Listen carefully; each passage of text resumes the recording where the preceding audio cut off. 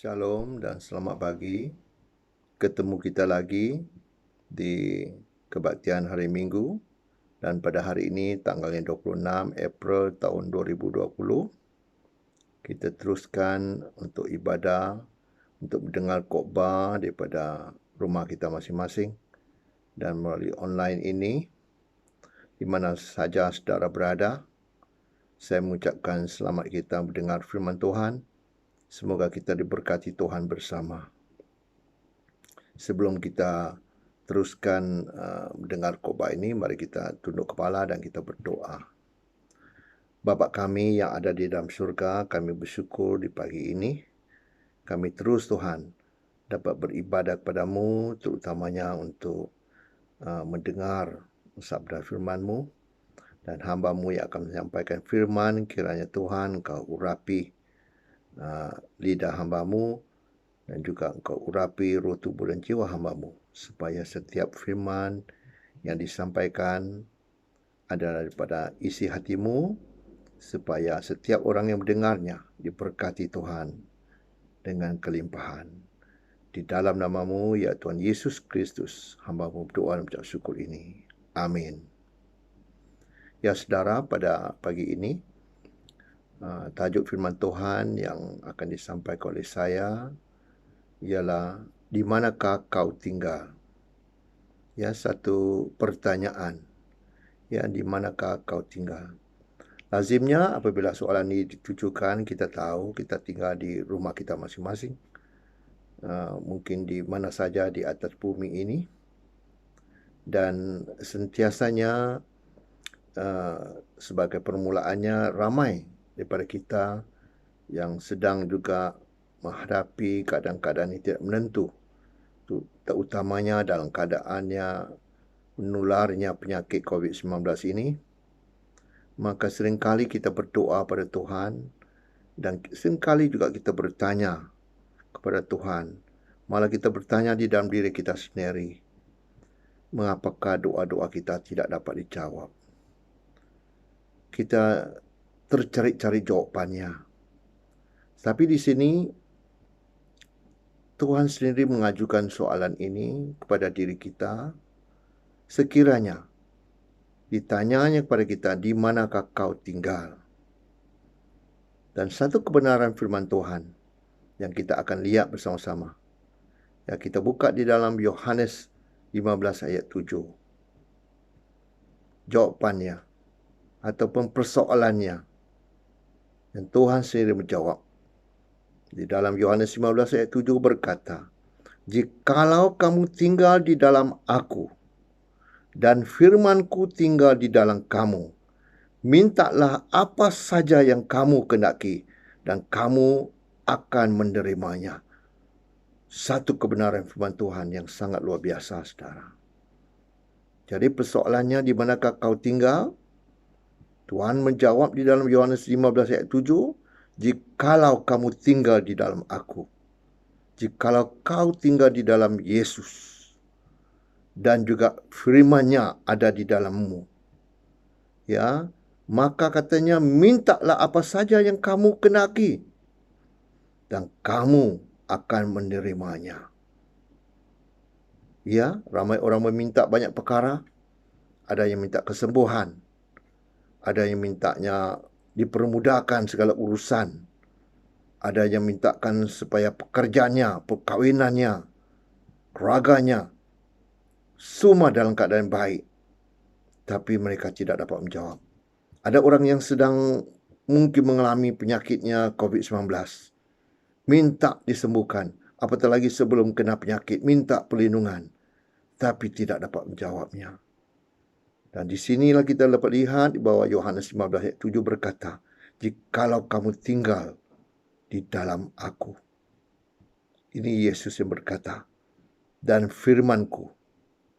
Firman-Nya adalah segala kebenarannya, segala yang perintahnya. Kalau itu yang dipegangnya, dan firman itu tinggal di dalam saudara dan saya, maka katanya, mintalah apa saja yang kamu kehendaki, dan kamu akan menerimanya. Itu adalah janji Tuhan yang benar.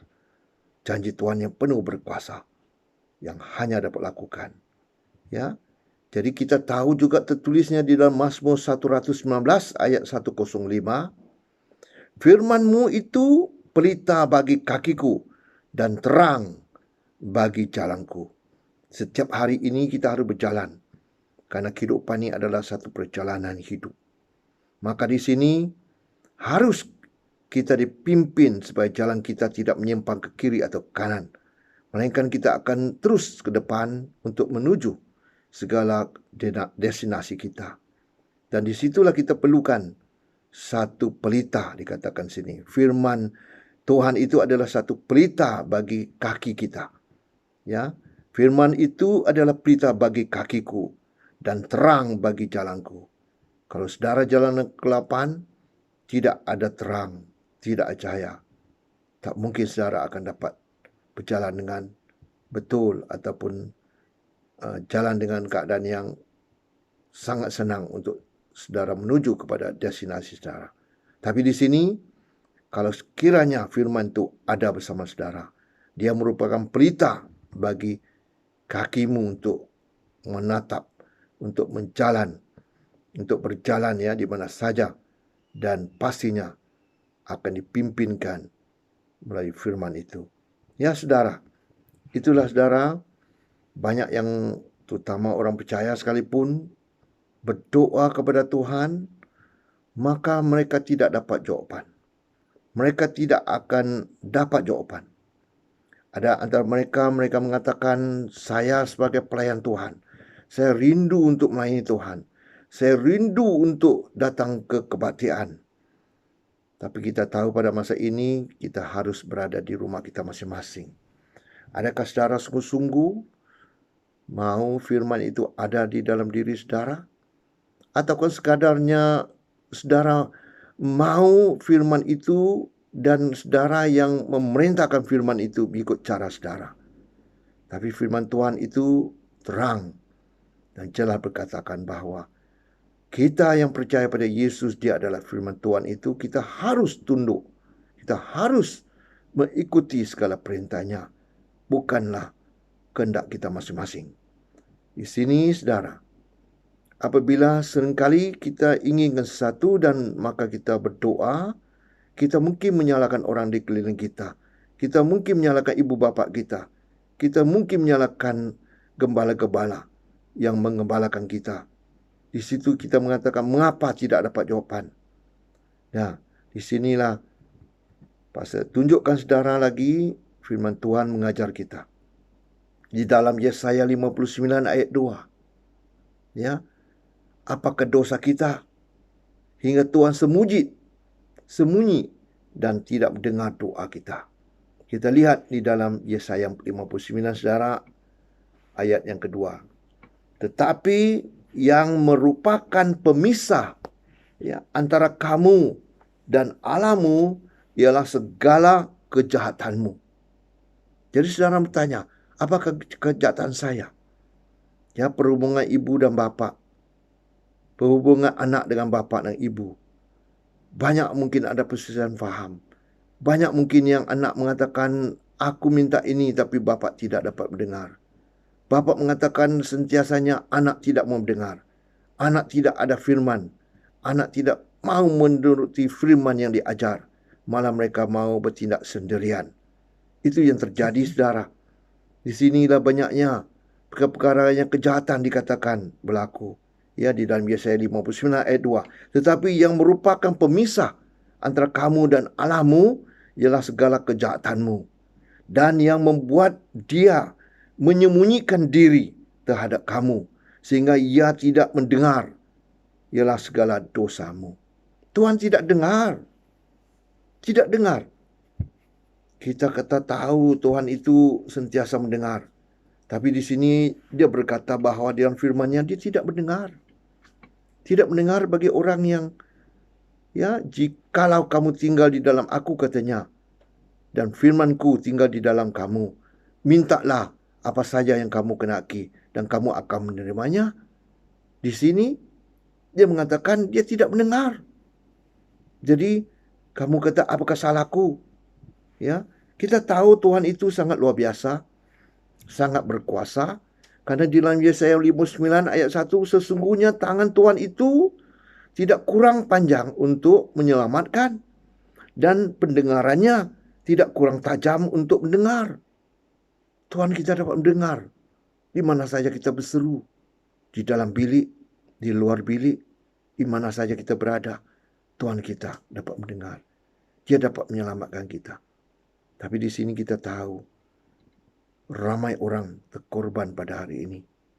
Kalau kita lihat di negara-negara Eropa, negara-negara Amerika, negara yang pertama dahulu, satu masa dahulu, itu ramai orang percaya. Ramai yang orang-orang percaya yang mengutus misioneri-misioneri untuk memberitakan kebenaran Tuhan, Injil Tuhan. Tapi pada hari ini, mereka yang ramai terkorban. Dan apabila mereka berseru pada Tuhan, Tuhan sembunyikan diri. Tuhan tidak mendengar. Di sini ayat yang kedua, di Yesaya 59 ayat 2 mengatakan, pemisah antara kamu dan Tuhan itu ialah segala kejahatan-mu. Ya, yang sepatutnya mereka lakukan, mereka lakukan. Banyak perkara yang tidak menyenangkan Tuhan. Dan pada hari ini kita melihat bahawa dunia terus-menerus mengalami penyakit menular COVID-19 ini. Ya, ramai yang mintakan Tuhan tolong berhentikan. Tapi satu perkara yang saya sendiri memikirkan, mengapakah hal ini terus berterusan? Karena kita lihat keliling kita, manusia masih belum lagi bertobat. Manusia masih lagi degil. Manusia lagi masih mengikut jalan mereka masing-masing. Apapun yang kepercayaanmu, apapun yang Tuhan benarkan, izinkan, tapi kamu dapat melihat, kamu boleh dapat menilai semula apakah yang kamu lakukan selama ini berkenan di mata Tuhan. Pastinya satu yang Tuhan sedang mengajar kita. Oleh itu saudara, kau mengatakan apakah salahku? Satu perkara yang saya mau juga menarik perhatian saudara adalah milik Tuhan yang kita tidak memberikan pada Tuhan. Milik Dia yang kita menipu Tuhan. Dan saudara mengatakan, bagaimanakah saya menipu Tuhan? Tapi terang-terang sebagai orang percaya, Tuhan berfirman. Kita lihat di sini saudara. Seterusnya firman-Nya di dalam buku yang terakhir perjanjian lama saudara. Di dalam buku Malaki 3, kita lihat ayat 8 hingga 10. Apakah ayat ini berkata? Bolehkah manusia menipu Allah? Namun kamu menipu aku. Tetapi kamu berkata, dengan cara bagaimanakah kami menipu engkau, Tuhan? Ya, mengenai persembahan, persepuluhan dan persembahan khusus. Inilah persoalannya hari ini.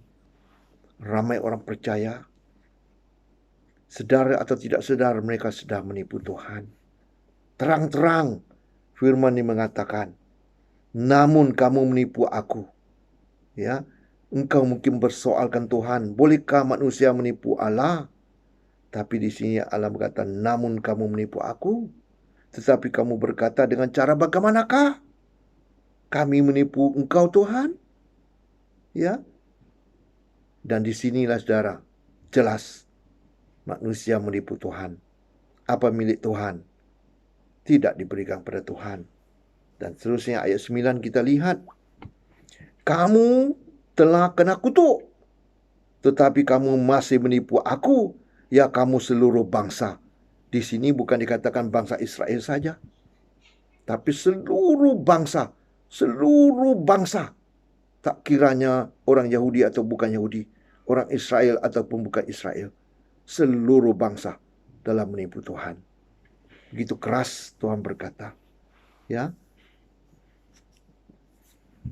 Ya, yang pertama menipu Tuhan dari segi persembahan. Ya, yang kedua mencari keuntungan ataupun mencuri kepunyaan Tuhan. Ya. Dan yang ketiga akibatnya kita kena kutuk. Ya, kutuk inilah sangat bahaya saudara. Karena kutuk ini, saudara, doktor pun tidak dapat tahu apakah benih-benih kutuk itu. Doktor pakar pun tidak tahu. Doktor pakar pun tidak dapat mengesan. Dan disitulah kita dapat lihat ramai orang yang telah kena kutuk. Dan mereka masih mungkin tidak sedar. Mereka berkata, mengapakah terjadinya keluarga saya begini? Mengapakah terjadinya anak saya begini? Mengapakah pekerjaan saya jadi begini? Mengapakah saya minta ini tidak dapat? Mengapakah saya lakukan ini tidak jadi? Sebenarnya, saudara, kita sudah kena kutuk.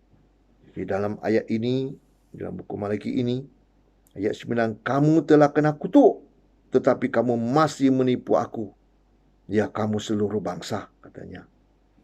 Jadi ayat 10 dikatanya, bawalah seluruh persembahan persepuluhan itu kepada rumah perbendaraan, supaya ada persediaan makanan di rumahku, dan ujilah aku, firman Tuhan semesta alam. Apakah aku tidak membukakan bagimu tingkap-tingkap langit dan mencurahkan berkat kepadamu sampai kelimpahan? Di dalam hal berkat, saudara, tak kira apapun kepercayaan, apapun agama, tak pernah orang berdoa kepada Tuhan memintanya kutuk. Semua suku bangsa di dunia ini memohon pada Tuhan untuk dapat berkat. Ya, di sinilah kita lihatnya. Tuhan kata, ujilah aku. Kalau kau berada firmanku di dalam dirimu, engkau tahu apa yang harus kamu lakukan. Apa yang milik Tuhan adalah kepunyaan Tuhan. Apakah yang milik Tuhan itu kau curi dan kau menipu Tuhan. Di sini, ya, saudara, semua orang sentiasa berdoa untuk dapat berkat. Tetapi bukan berkat yang diterima, maka kutuk yang diterima. Jadi pada hari ini kita periksa diri kita masing-masing, saudara. Ya, di dalam menularnya penyakit COVID-19 ini. Di dalam pergumulan kita selama ini. Dan inilah hari ini kita lihat kemuncaknya di seluruh dunia. Setiap orang disedarkan. Sama ada orang itu insaf dan berbalik kepada Tuhan, mencari wajah Tuhan, mencari kebenaran Tuhan. Adalah milik masing-masing. Apabila saudara dapat mendengar firman ini, saya menyarankan biarlah kita memeriksa diri kita. Adakah kita menipu Tuhan hingga kita kena kutuk ini? Sekali lagi pastor mengatakan, doktor pakar pun tidak dapat mencari benih-benih kutuk ini. Pakar-pakarnya sakit jiwa pun tidak dapat. Karena firman Tuhan saja yang dapat menyatakan kebenaran ini. Maka hari ini kalau saudara sedar bahawa kita ini mungkin disebabkan dikena kutuk oleh Tuhan. Di sebaliknya harus kita menerima berkat, tapi adalah kutuk hingga kita mengatakan bahawa segala-galanya kita telah musnah, telah kehilangan.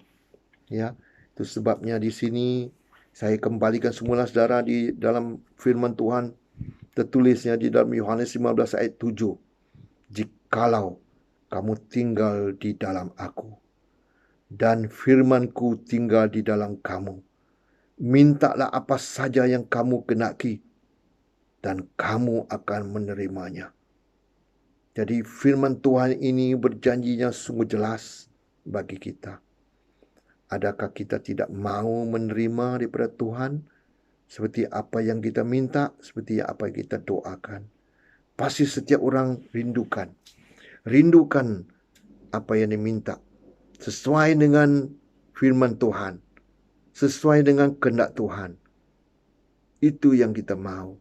Dan saya percaya pada hari ini saudara bila mendengarkan kebenaran ini, bila saudara berbalik kepada kebenaran Tuhan ini, pasti Tuhan akan buka jalan. Pasti Tuhan akan mendengar daripada surga. Pastinya Tuhan akan menjawab setiap doa dan akan memberkat saudara. Sehingga Tuhan kata, ujilah aku. Begitu besarnya cabaran yang diberikan pada kita semua. Oleh itu saudara, kita harus ya Tuhan. Ya, Tuhan berkata juga di dalam Kisah Para Rasul ayat 20, Kisah Para Rasul 20 ayat yang ke-35 adalah lebih berbahagia memberi daripada menerima. Kita sama-sama melihat ayat ini di dalam Kisah Para Rasul 20.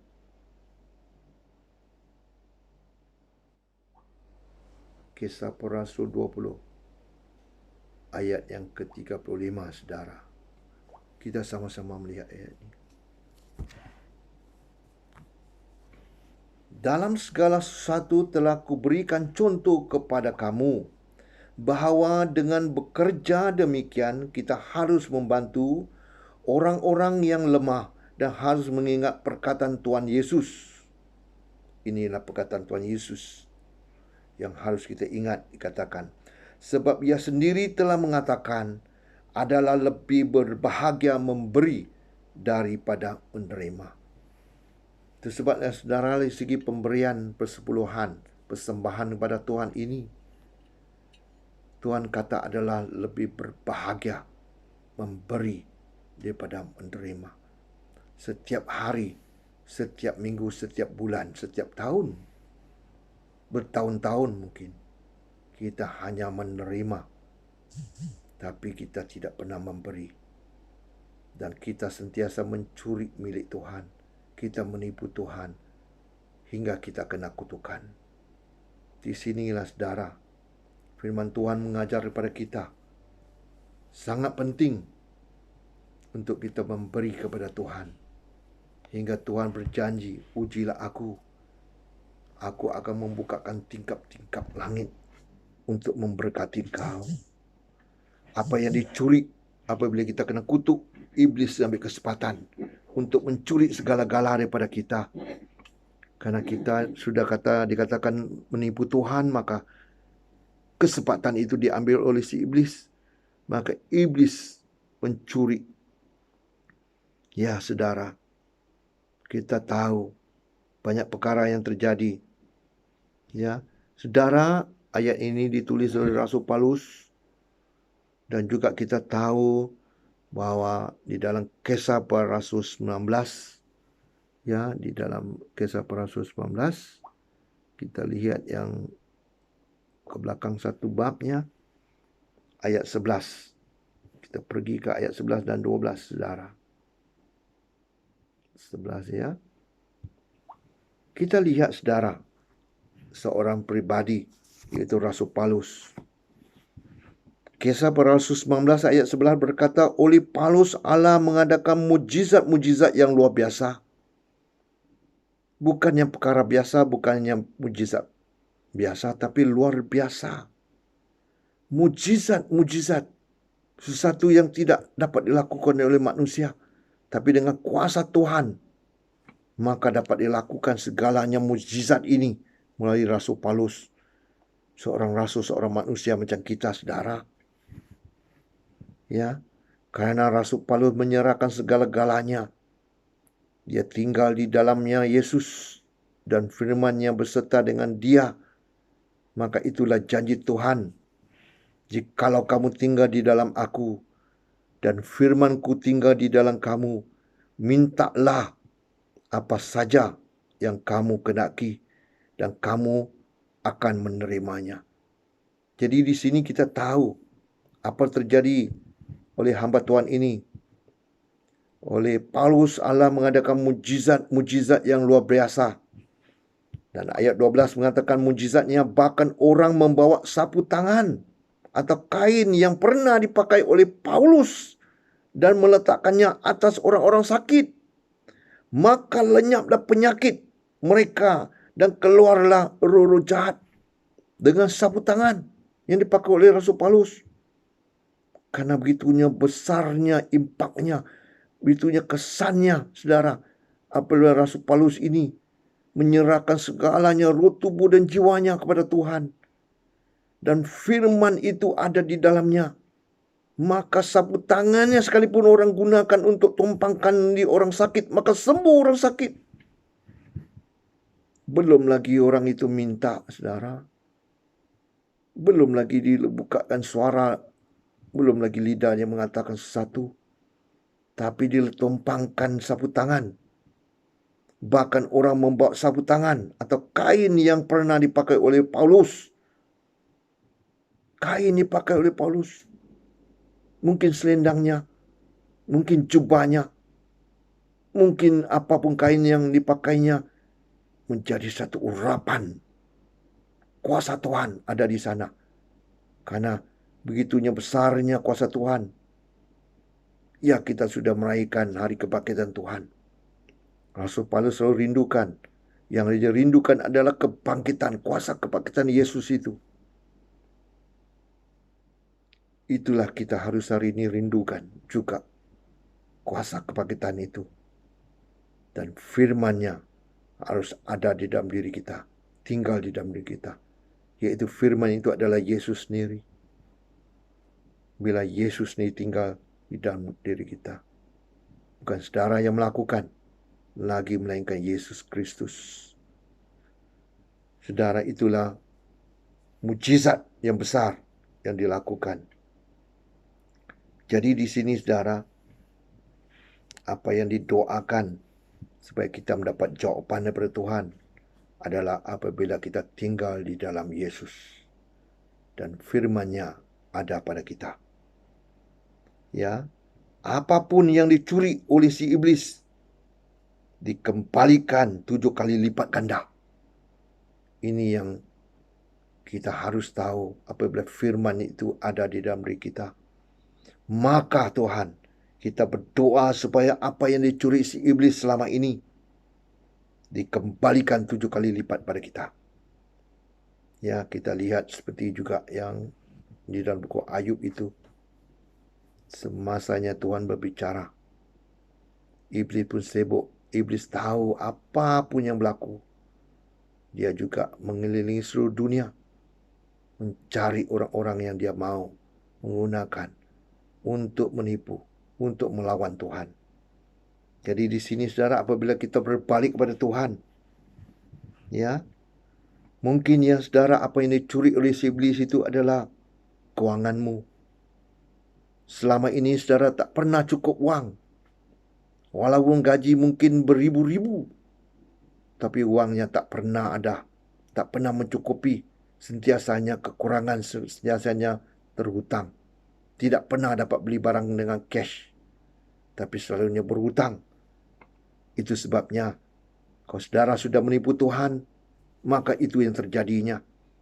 Satu lagi perkaranya, bila kita berjanji pada manusia, sesama orang percaya biasanya, saudara juga menipu. Di sinilah saudara, bila kita menipu, kita tidak akan dapat apapun hasilnya.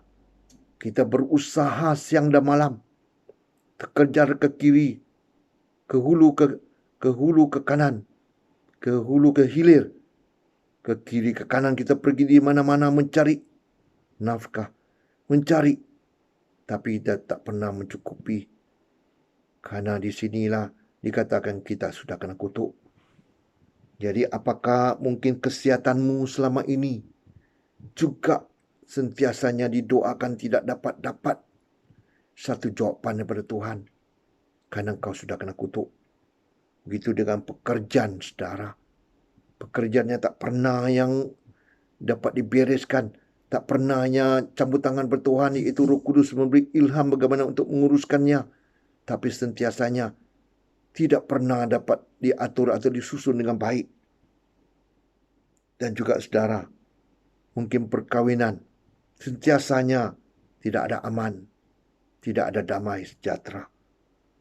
Karena inilah sudah kena kutuk. Ya, begitu keluarga, anak-anak. Karena kutukan ini begitu dahsyat saudara. Generasi ke generasi. Ya, dia turun kepada keturunan, ke generasi yang terkemudian. Oleh itu Tuhan, oleh itu kita mohon pada Tuhan, kita minta pimpinan Tuhan, minta Roh Kudus memimpin kita. Yang keduanya, harus kita putuskan segala kutukan ini. Kalau selama ini saudara mungkin cari jawabannya, biarlah hari ini firman yang disampaikan saudara dapat menangkap dan meletakkan dalam hatimu supaya kutukan ini dapat diputuskan. Apakah saudara selama ini tidak meletakkan firman Tuhan itu di dalam diri saudara? Dan Yesus tidak pernah tinggal di dalam diri saudara. Saudara mengatakan bahwa saya melayani Tuhan, saya sentiasa berkobar melayani Tuhan. Tetapi sebenarnya adalah keinginan dagingmu yang mau melakukan untuk kepentingan dirimu. Bukannya untuk kerajaan surga itu. Bukan untuk diutamakan pada Yesus. Tapi saudara bercita-cita melakukan sesuatu. Sangkamu untuk menyenangkan hati Tuhan. Sangkamu untuk memuliakan Tuhan. Tapi sebenarnya untuk memuliakan dirimu. Untuk mengatakan kepada dunia yang saudara dapat melakukan yang lebih baik pada orang lain. Itulah, periksalah saudara. Periksa dalam hal ini. Kita tahu bahawa kutukan ini harus diputuskan. Supaya kita kembali kepada landasan jalan Tuhan yang benar. COVID-19, yang ketiga COVID-19 diputuskan. Dijauhi dari segala bahana kutukan ini. Ramai hari ini juga tertanya-tanya soalan ini. Sekiranya dapat mendengar firman ini. Supaya saudara akan berbalik pada Tuhan kepada kebenarannya. Bila Yesus benar-benar tinggal di dalam saudara. Dan firman-Nya ada di dalam saudara. Maka apabila saudara minta supaya segalanya diputuskan. Tidak ada penyakit ini seperti kita tahu di dalam Mazmur 91 dijanjikan. Kita dinaungi di sayap Tuhan. Di Tuhan yang Maha Kuasa. Kita lihat sebagai contohnya Paulus. Hidupnya. Ya, dia penyerahan total hidupnya. Dia tinggal dalam Tuhan. Dan seluruh fikirannya diserahkan kepada Tuhan untuk memimpinnya. Jadi saudara, untuk kesimpulannya Tuhan, untuk firman Tuhan pada hari ini, yaitu di manakah kau tinggal, sudah dijawab jika kau tinggal di dalam Yesus dan firman-Nya tinggal di dalam kamu. Minta saja apa saja yang kau kehendaki, maka kau akan terimanya. Kesimpulannya, pertama saudara, kita lihat di dalam Roma 14 ayat 17 berkata, sebab kerajaan Allah bukanlah soal makanan dan minuman, tetapi soal kebenaran, damai sejahtera, dan sukacita oleh Roh Kudus. Roh Kuduslah penolong kita. Roh Kuduslah milik bagi setiap orang percaya yang sungguh-sungguh ada Tuhan, yaitu kita tinggal dalam Yesus. Benarnya Roh Tuhan ada bersama kita. Dan kita akan tetap berada di dalam kebenaran. Dan damai sejahtera Tuhan ini dan sukacita sentiasa mengiring kita. Di mana saja kita pergi, apakah yang kita lakukan? Ya, pekerjaan kita. Kalau kita yang berkebun atau bekerja apapun, tetap ada damai sejahtera yang sukacita. Karena pimpinan Roh Kudus ini sangat luar biasa. Maka setiap tanaman yang kita tanam pun juga akan mengeluarkan hasil. Karena Tuhan berjanji, kalau Dia tinggal bersama kita dan kita tinggal bersama Dia, pastinya semua yang kita minta. Karena keinginan hati kita masa itu bukan lagi pribadi kita, tapi sesuai dipimpin oleh Kudus. Dan segala yang kita terimanya adalah untuk kemuliaan Tuhan sendiri. Itu yang pertama, kesimpulannya di dalam Roma 14 ayat 17. Berkata, sebab kerajaan Allah bukanlah soal makanan dan minuman, tetapi soal kebenaran, damai sejahtera, dan sukacita oleh Roh Kudus. Yang kedua, di dalam bukunya Yakobus 1, ayat yang 1 hingga 11, tapi suka pasal ambil di ayat yang kelima. Di dalam Yakobus, kita pergi di dalam Yakobus bab 1.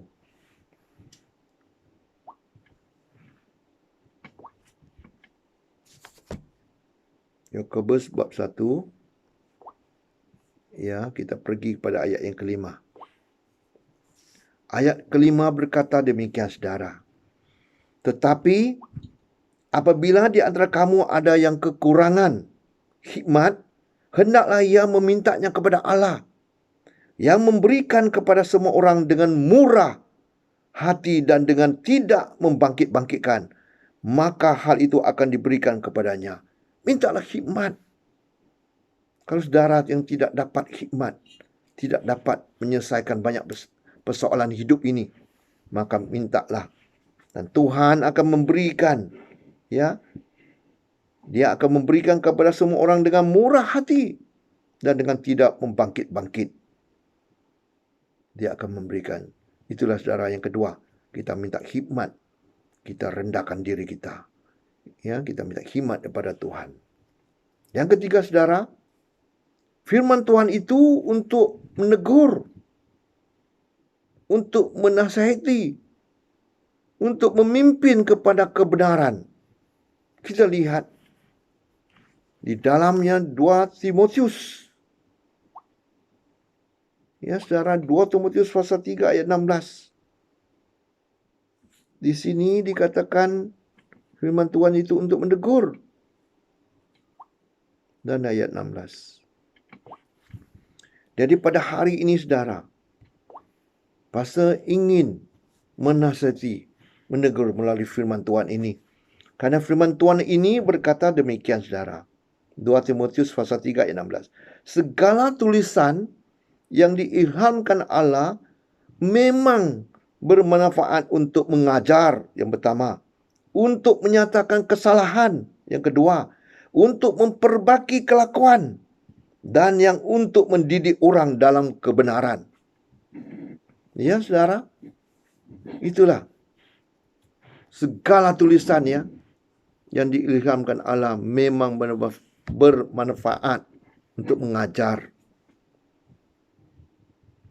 Jadi saudara, sediakan untuk saudara untuk mendengar ajaran.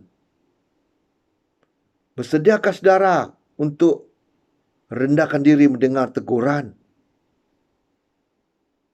Ya, yang ketiganya, untuk menyatakan, ya, untuk memperbaiki kelakuan. Ya, boleh tak saudara dibenarkan untuk guru mengajar, memperbaiki kelakuan.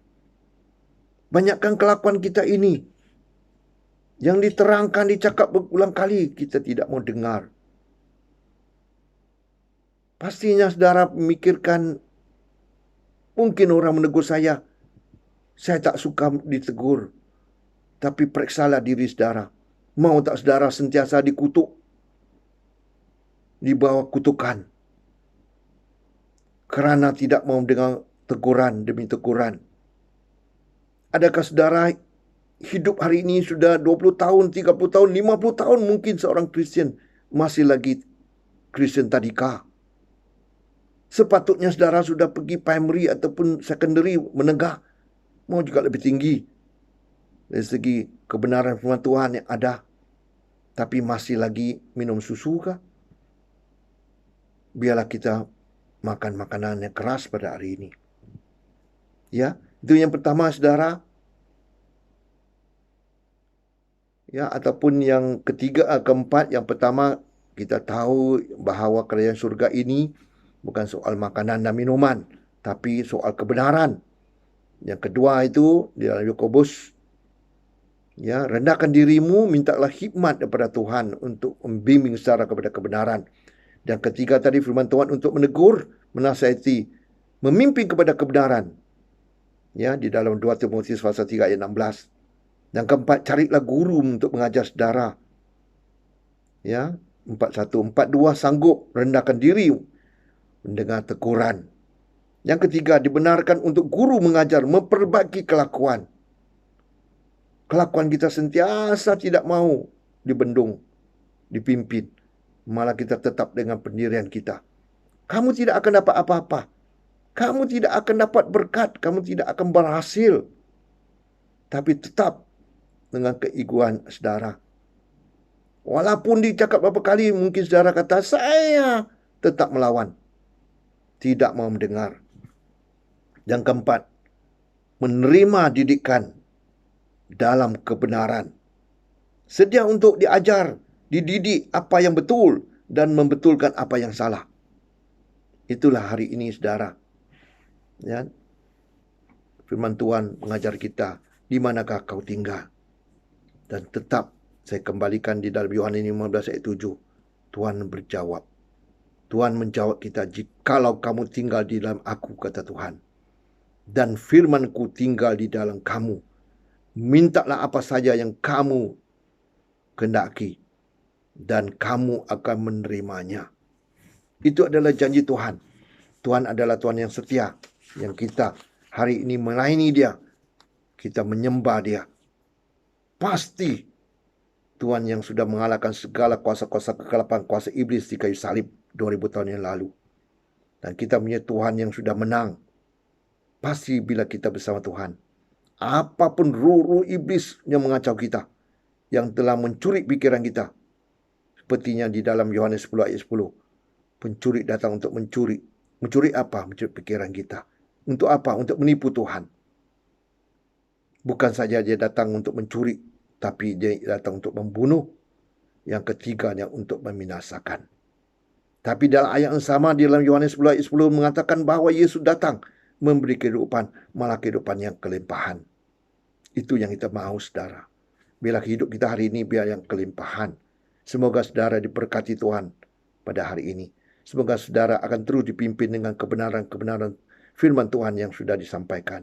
Semoga saudara di mana saja saudara berada, sama ada di Malaysia, di Sabah Sarawak, ataupun di Indonesia, di Singapura, atau mana saja di negeri mana saudara sedang ada, tinggal di rumah saudara masing-masing yang mendengarkan firman ini, kiranya saudara respon pada firman dan berbalik kepada Tuhan, dipimpinkan oleh Roh Kudus seperti yang disampaikan hari ini.